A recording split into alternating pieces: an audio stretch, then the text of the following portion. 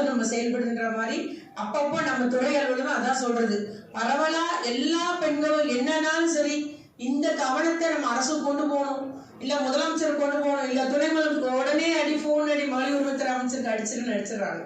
இருந்தாலும் நம்ம மேக்சிமம் நான் போன் எப்போதும் ஆன்ல தான் வச்சிருக்கிறேன்.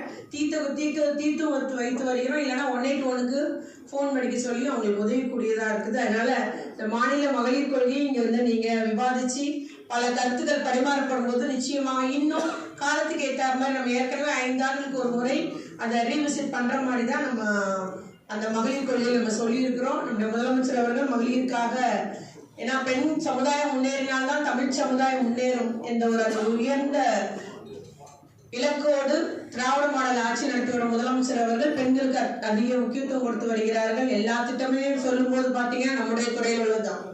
புதுமை பெண் திட்டமா இருந்தாலும் சரி, தமிழ் புதுமை திட்டமா இருந்தாலும் சரி, காலை